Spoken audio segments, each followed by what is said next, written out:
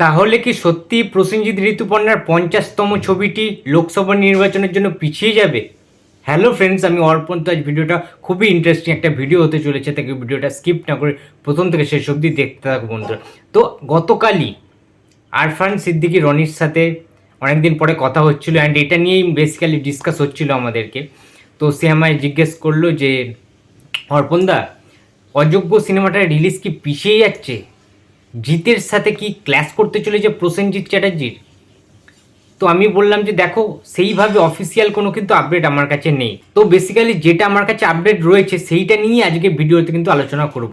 কতটা সম্ভাবনা রয়েছে অযোগ্য সিনেমাটা পিছিয়ে যাওয়ার।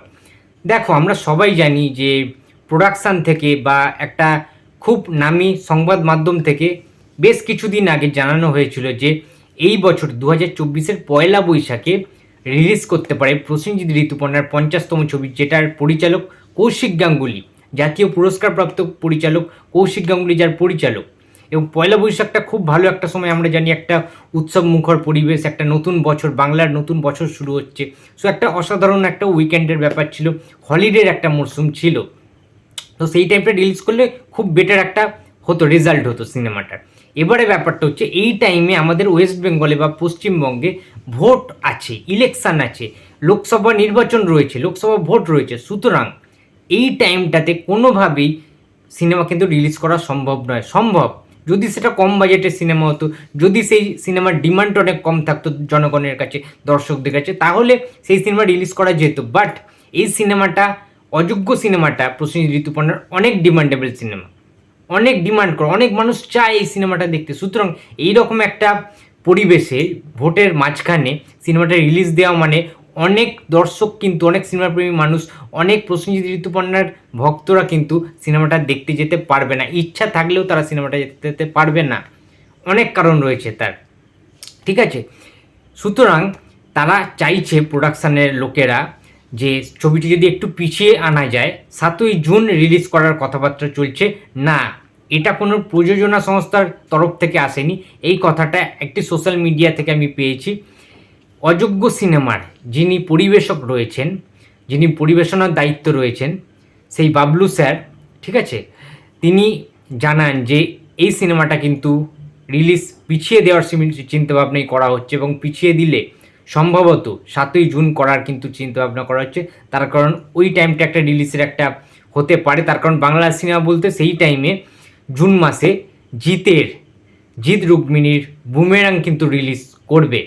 সুতরাং বুমেরাংয়ের সাথে যদি ক্ল্যাশ হয় অযোগ্য, অর্থাৎ বহু বছর পরে আবারও প্রসেনজিৎ ভার্সেস জিৎ ক্ল্যাশ করতে চলেছে, এবং এটা কিন্তু একটা বিগেস্ট ক্ল্যাশ হতে চলেছে। তার কারণ এত বছর পরে এই রকম দেখা যায়নি, কিন্তু অনেক বছর কিন্তু বাঙালি দেখতে পায়নি। জিৎ ভার্সেস প্রসেনজিৎ বিগ একটা ক্ল্যাশ হতে চলেছে বাংলা সিনেমার ইন্ডাস্ট্রিতে, কিন্তু অনেক দিন পরে এরকম একটা ক্ল্যাশ হবে, এবং লড়াইটা জমজমাট লড়াই হতে চলেছে। তার কারণ জিতের সিনেমাটা কিন্তু এটা যে বিশাল একটা অ্যাকশন সিনেমা সেটা কিন্তু নয়, বিশাল একটা রোম্যান্টিক সিনেমা সেটাও কিন্তু নয়। জিতের সিনেমাটা সম্পূর্ণ আলাদা একটা এক্সপেরিমেন্টাল সিনেমা, সাইফাই একটা রয়েছে এই সিনেমাটার, একটু সায়েন্টিফিক ব্যাপার রয়েছে। সুতরাং এই সিনেমাটা কিন্তু আলাদা ধরনের, আলাদা নেচারের সিনেমা।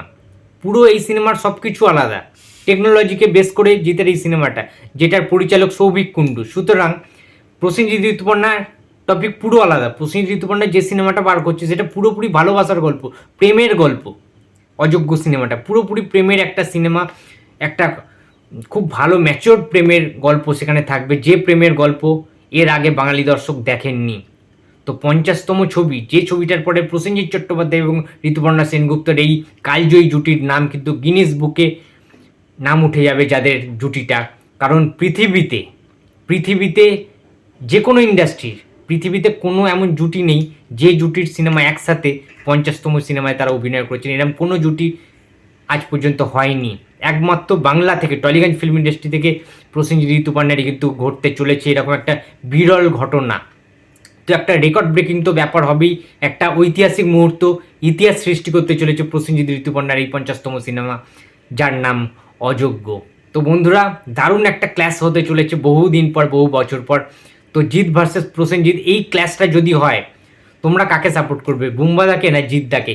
তোমাদের কি মনে হয় এই ক্ল্যাশে কে জয়লাভ করবে, কার কোন সিনেমা বক্স অফিস দারুণ কালেকশন করে বেরিয়ে যাবে, কোন সিনেমাটা সুপার টুপার হিট করবে, কোন সিনেমাটা ব্লকবাস্টার হিট করবে, অ্যান্ড কোন সিনেমাটা ফ্লপ করবে বা ডিজাস্টার করবে বা সামান্য জাস্ট সেমি হিট বা হিট করবে।